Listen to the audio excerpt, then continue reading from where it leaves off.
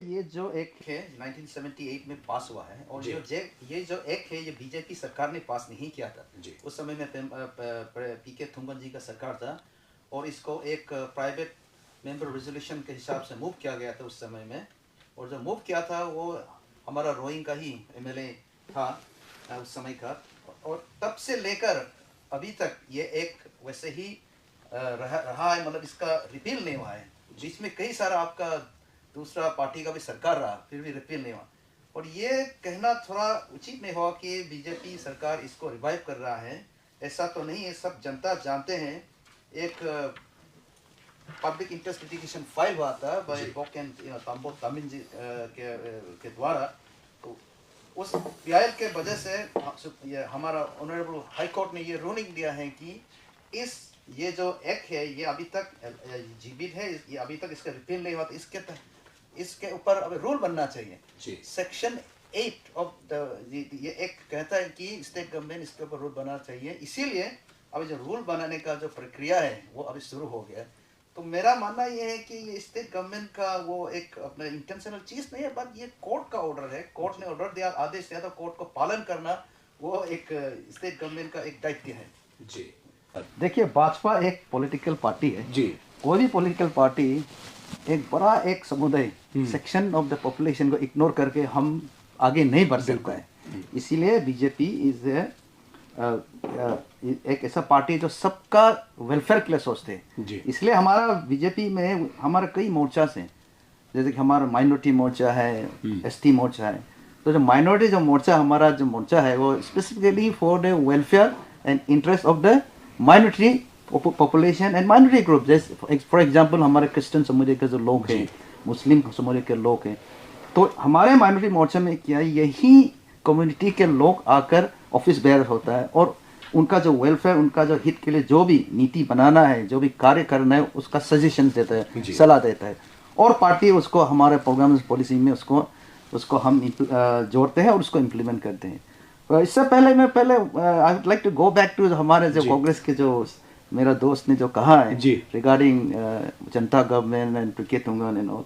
ऐसा देखिए, सबसे पहले तो थुम्बन सब कांग्रेस में थे, फिर फिर वो जनता पार्टी में आए, फिर से कांग्रेस में चले गए। तो he stood down as Congress chief minister sometime in 1979 and 1980 में जब अपांग जी आए। उसके बाद तो आप लोग सिलसिला पता ही है कि कई सालों तो कांग्रेस रूल रहा।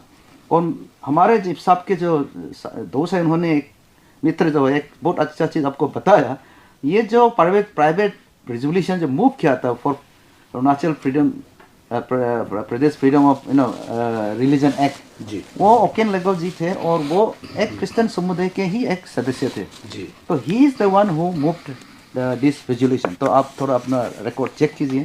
तो उसमें कोई उस समय भाजपा का जन्म भी नहीं हुआ था, many years after that only. तो वो है। अभी जहाँ तक हमारा पॉलिसी और आपने कहा आरएसएस का जिक्र किया है, आरएसएस एक सोशियो कल्चरल ऑर्गेनाइजेशन है, ये पॉलिटिकल ऑर्गेनाइजेशन नहीं है। आरएसएस का आप सब जानते ही हैं, मुख्य रूप से दो ही उनका कार्य है, एक है नेशन बिल्डिंग एंड एक है man making. RSS man making करते हैं, नेशन बिल्डिंग करते हैं। मतलब they produce able people with the right values, with the right perspective and with the right integrity और प्रोड्यूस करते हैं। वो आगे जाके जो भी कार्य करता है and that contribute for nation building.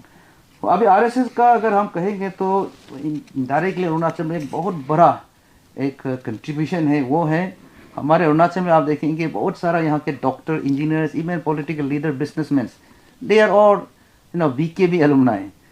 And RSS का ही एक प्रचारक एकनाथ राणादिया जी ने वीकेबी को स्टार्ट किया था और उसके वजह से काफ़ी हम एजुकेशन भी मिले। और आज वहाँ पर जब मेन मेकिंग होकर आए लोग, अभी अरुणाचल को बनाने में लगे हुए हैं। तो और आरएसएस का मानना है कि, और बीजेपी का भी वो मानना है कि सर्वे भवन्तु सुखिनः, there should be welfare for everybody. And then RSS का मानना है कि हाँ, अपना जो कस्टम्स है, जो उसको है, हमारा जो संस्कृति है, उसको प्रिजर्व करना जरूरी है, because that is our heritage. वो हमारा हेरिटेज है, हमारा एसेट है, हमारा कल्चर है। मान लो अगर कल यहाँ में हम सब कुछ और बन गए, यहाँ में हमारा कुछ भी भाषा नहीं रहा, हमारा कस्टम्स एंड रिचुअल्स नहीं रहा, हमारा पोशाक नहीं रहा, तो what will be we? It will complete transplantation हो जाएगा। तो then we being Arunachali will be meaningless. तो ये एक जो values है, चाहे वो RSS का हो या BJP को, I think this is in the interest of the state and it is for the interest of the future generations. तो मेरा तो ये मानना है कि ये बीजेपी सरकार और या RSS या को बीजेपी इन्फ्लुएंस करता है, ऐसा नहीं है. मेरे ख्याल में RSS का जो एजेंडा, इट इज एजेंडा ने RSS का जो सोच विचार है ये नेशन का हित में है और बीजेपी भी उसी विचारधारा को लेकर चलता है. इसलिए हमारा फिलोसफी है सर्वे भवन्तु सुखिनः भव, सबका वेलफेयर होना. इसीलिए मोदी जी जो भी स्कीम्स एंड जो भी डेवलपमेंटल काम करते हैं, प्रोग्राम्स करते हैं, वो सभी का हित में.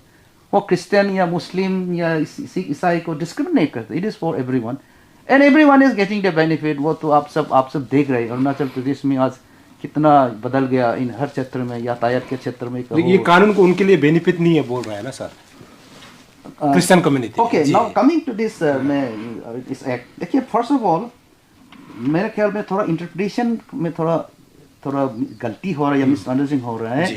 दिस एक्ट, ये जो एक्ट है, this is not against any religion.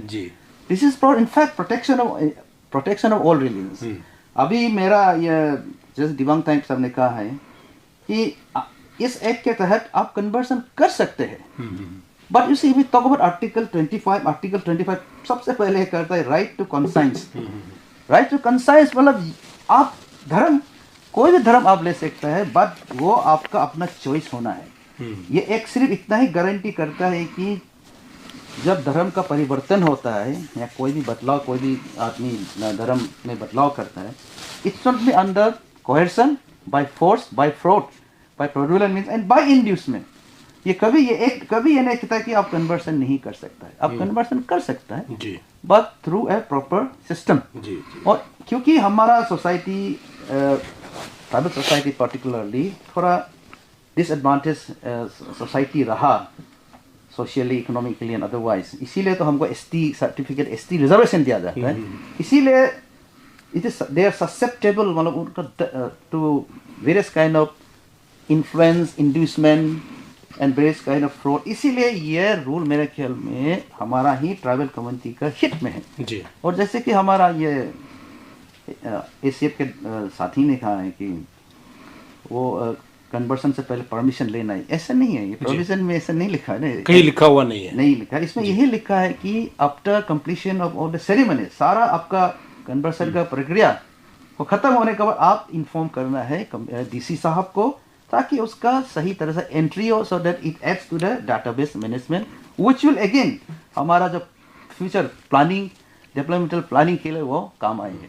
कि जो भी एक होता है, आपका जिक्र किया है, an act is always a result of circumstances. जिस तरह से सर्कमस्टेंसेस होता है, जिस तरह से माहौल होता है, उस हिसाब से सरकार एक्ट बनाता है. अपोपा was needed so that act was made. पर मेरे ख्याल में अपोपा was not made by BJP government. Congress ही अपोपा वाज बाय कांग्रेस गवर्नमेंट जी.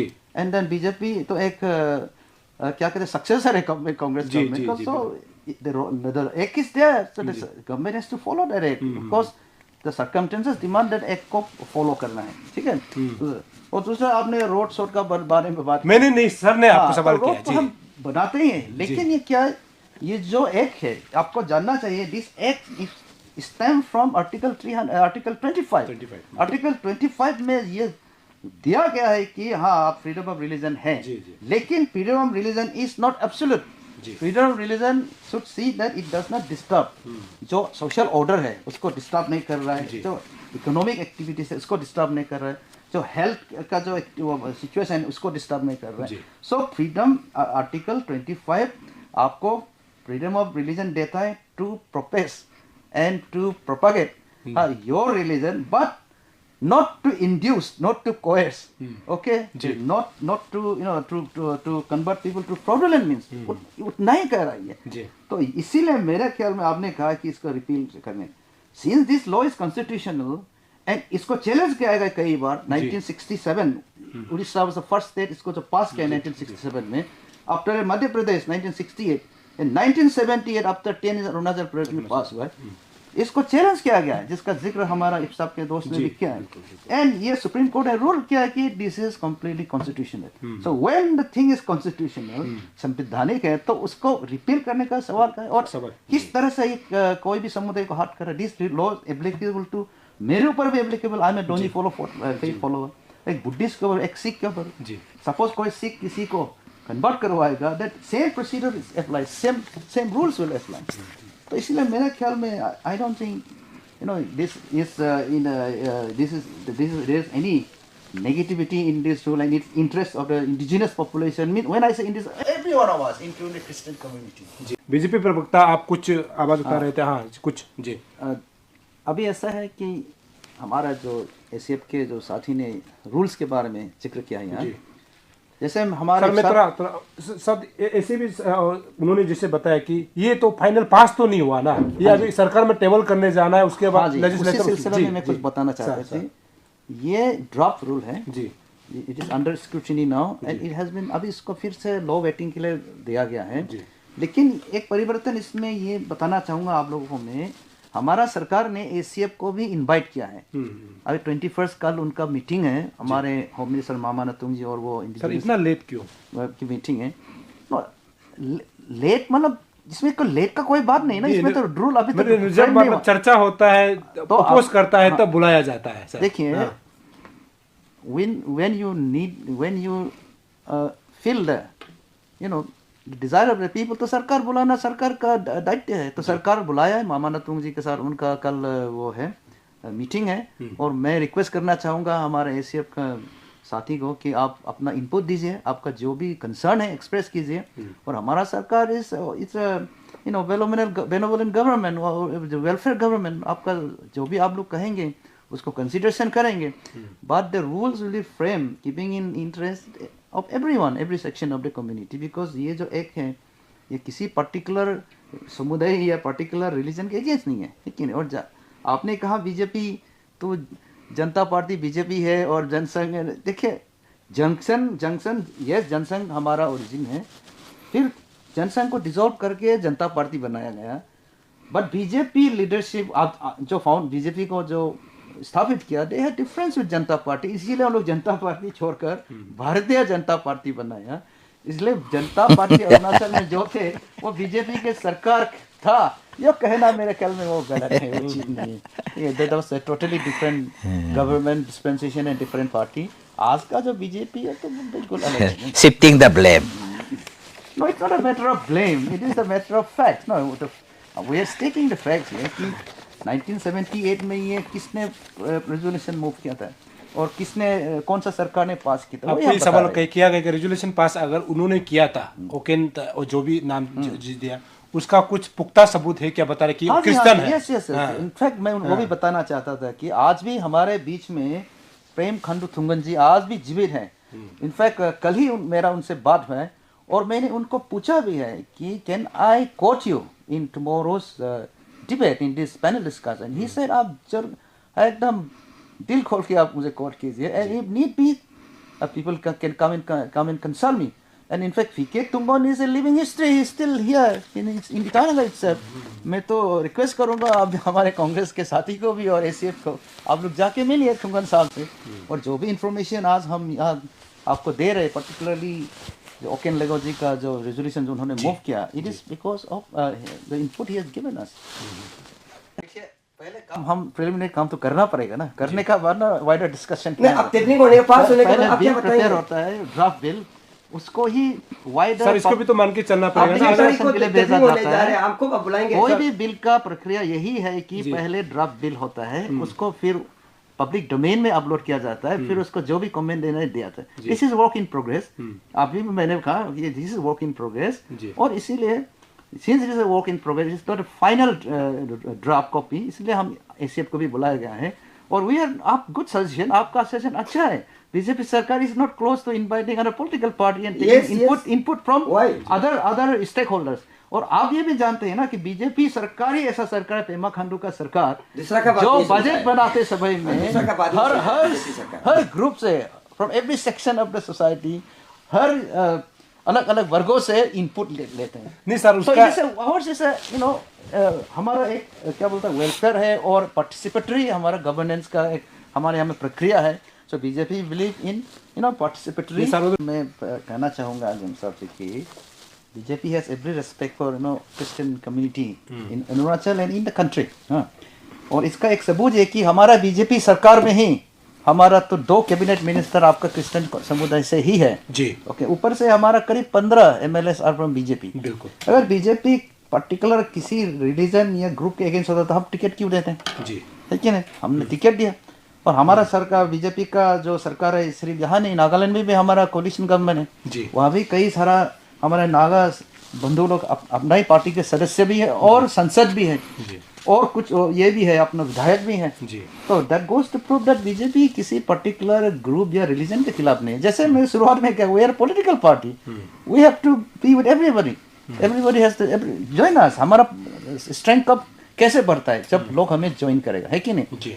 इसलिए मैं ये आपसे रिक्वेस्ट करना चाहूँगा ACF का मेरे जेम्स जी से कि आप हमारे जो विधायक है, हमारे क्रिश्चियन कम्युनिटी के विधायक भी हैं, हमारे कैबिनेट में ही हमारे आपके क्रिश्चियन कम्युनिटी से 2 तो वो भी है, मंत्री भी है, उनके साथ में आप सलाह मशवरा कर सकते हैं।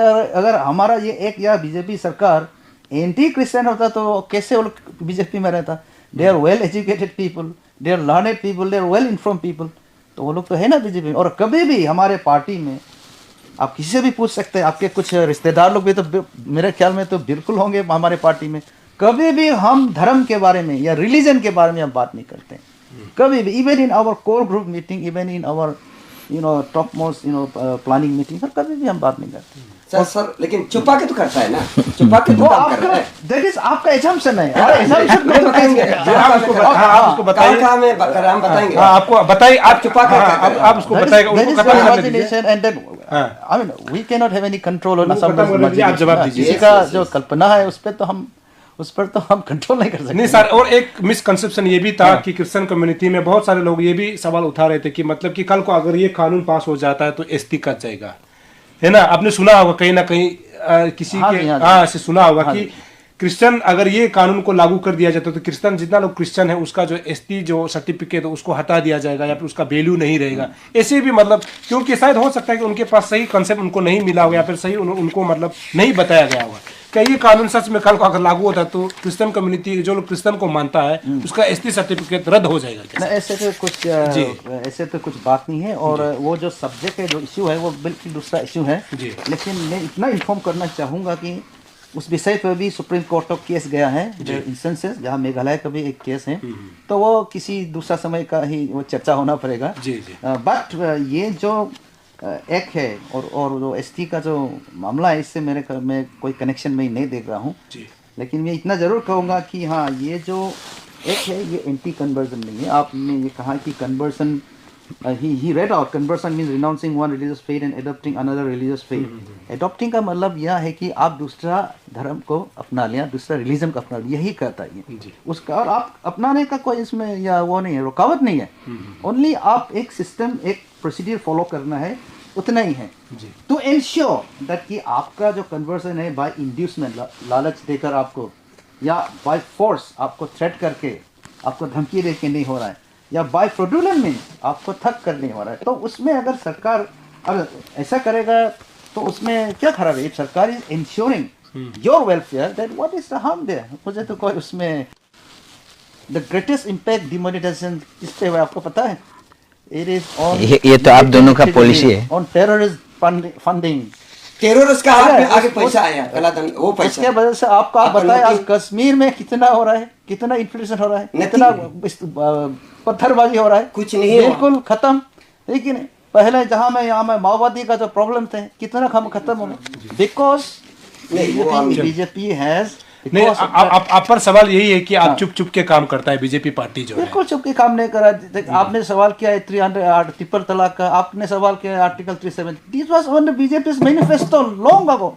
या हमने पहले से ऐलान कर दिया कि अगर हम सरकार में आएगा तो हम इसको, तो ये कानून मैनिफेस्टो में था, इस बार का इलेक्शन में रद्द कर देंगे। ये कानून जो इस बार का इलेक्शन में मैनिफेस्टो में था सर, दिस कानून इज डिफरेंट थी ना, ये कानून तो पहले से पास हो गए बैठा जी। एंड ये कानून हम थोड़े इसको हमने उठाया। चलिए आरोप ये कि हम इसको मतलब रिवाइव कर रहे हैं डेट एंड ऑल, लेकिन पब्लिक इंटरेस्ट लिटिगेशन हुआ है, उसके तहत ये फिर से आ गया है, रूल हमको बनाना पड़ रहा है हमारे सरकार को बिकॉज ऑफ द कोर्ट का ऑर्डर से।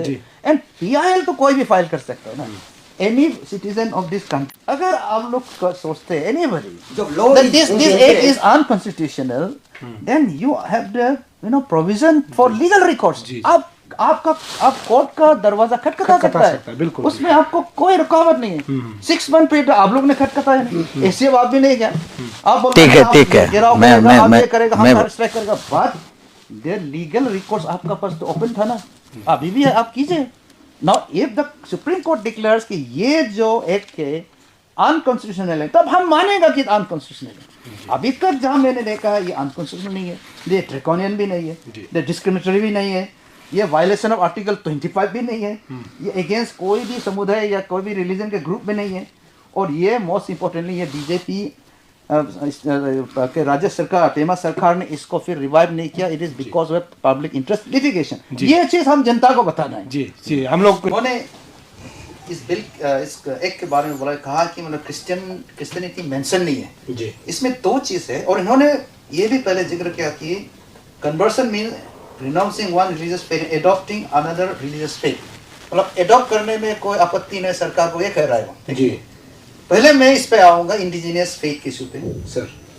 या यहाँ व्हाट इज इंडिजिनियस फेथ, जैसे कि दिवांग टाइम्स आपने कहा है, इंडिजिनियस मीन्स वो धर्म या वो रिलीजियस फेथ जो यहाँ में पैदा हुआ है, जो यही का है, जब से यहाँ में क्लियरली लिखा है, जब से यहाँ में जो भी कम्युनिटीज रह रहे हैं सदियों से, राइट फ्रॉम द बिगिनिंग, वो कौन सा फेथ को मान रहा है, those are indigenous faith, which include even Buddhism and among Khamti said and some form of Vaishnavism among the Bhaktis। तो इससे साफ जाहिर होता है कि रिलीजियस इंडिजिनियस फेथ क्या है, ठीक है। जैसे हमारे इब्साक का जो साथी ने कहा जी, इस्लाम हो, क्रिश्चियनिटी हो, जुडाइज्म हो, ये बाहर से आया वाला है, ये तो आपको भी मानना पड़ेगा, हमको भी मानना पड़ेगा। फर्स्ट टाइम हमारे आदि एरिया में जो वो आए थे, I think it was in 1856, father Wilcox बोल के आए थे मेमो एरिया में, और वहाँ में same time around same time Nagaland में भी आए थे फादर क्लर्क, आई थिंक, जो मोकोकचोंग में गए और सारा क्रिश्चियनिटी को वहाँ में फैला दिया, ठीक है। तो this our religion that has come from outside. Now उन्होंने ये कहा है कि section H close H of section 2 ये कहा है कि religious faith includes any indigenous faith, या मैं क्रिश्चियन को नहीं लिखा जी। ये इसमें इंटरप्रिटेशन आसा मेरे साथी को थोड़ा गलत हो रहा है। इसका कहना, इस क्लॉज का कहना ये है कि कन्वर्सन का जहां तक रूल का जब सवाल होगा, इवन इंडिजिनियस रिलीजियस फेथ में इंडिजिनियस जो फेथ है उस वो भी आ जाएंगे। यानी कि अगर कोई बुद्धिज्म से क्रिश्चियन में जा रहा हो या क्रिश्चियन, उसको भी वही रूल अप्लाई होगा। That is the meaning of this clause 8। तो आप इसको पढ़िए। और दूसरा सवाल प्रीस्ट के लिए होनर नेम, यस यस।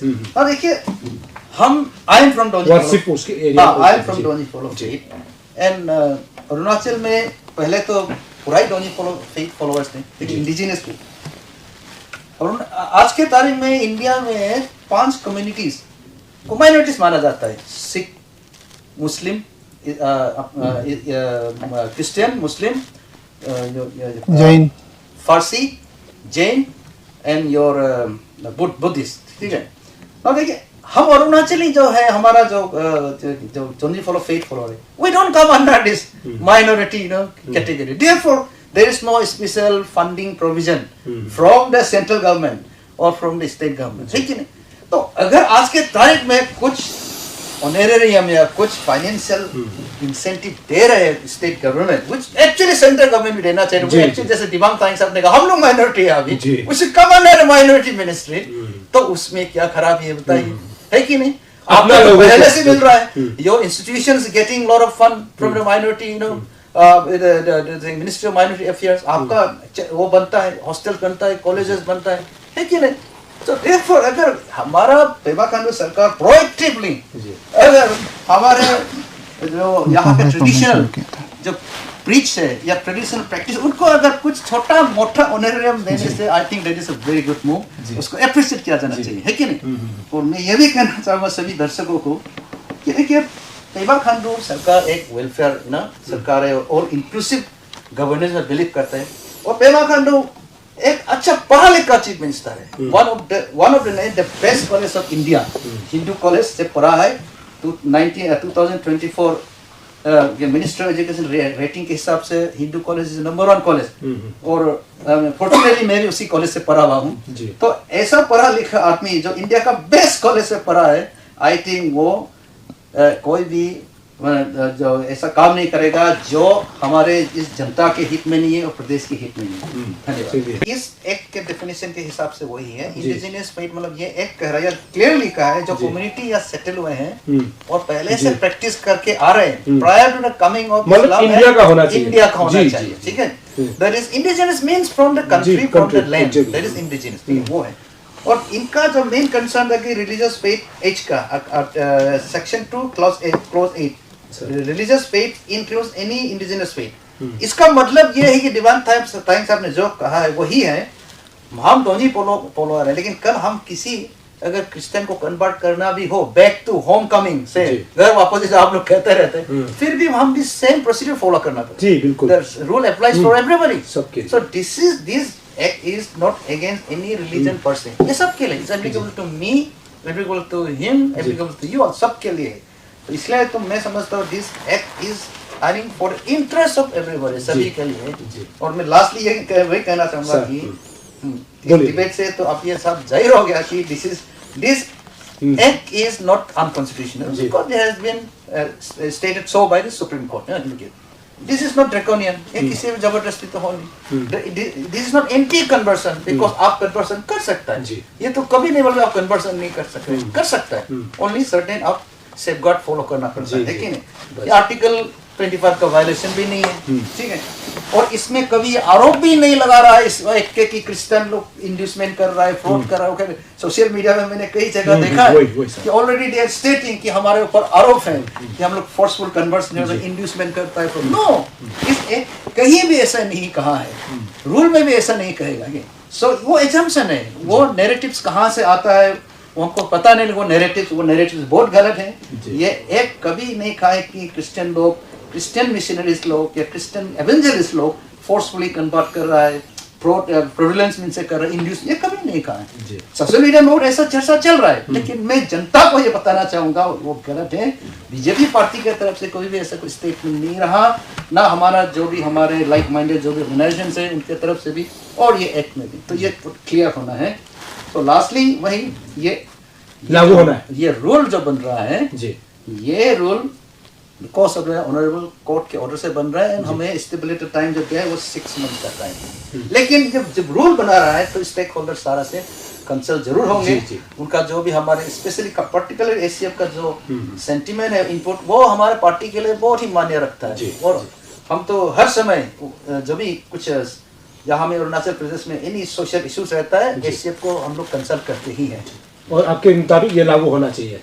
ये ऑलरेडी लागू है जी, पास हो जाना चाहिए। पास, इट इज पास। ओके, ये एक भी और चीज बताना चाहूंगा, ये जो एक है, this was pass in 1978। 25 October 1978 has got the assent of the president. President was जिसमें नीलम संजीवा रेड्डी थे, तो जब वो असेंट कर दिया तो पास हो गया। ओनली दिस इज नॉट मतलब इफेक्टिवली इम्प्लीमेंटेड। तो मतलब इसलिए इसको किसी ने कोर्ट में पहल दर्ज किया और फिर कोर्ट ने इसको टेकअप किया और ऑर्डर ये कि एक्ट पास होने के बाद until and unless that act is repealed, rule बनना है। रूल कैसा बनना, अभी रूल बनने का प्रक्रिया चल रहा है, और रूल कैसे बनेगा इसका भी कंसल्टेशन हो रहा है among the departments and among the various legal department and the concern department, और अभी सिविल सोसाइटीज से भी इनपुट लेंगे। इसीलिए एसीएफ को हम लोग ने इनवाइट किया, कल ये लोग जा रहे हैं। हो सकता है हम लोग इप्साप से भी लेंगे या बाकी से भी लेंगे, है कि नहीं। This government is a inclusive government, Pema Khandu government is a welfare government. जी जी सर।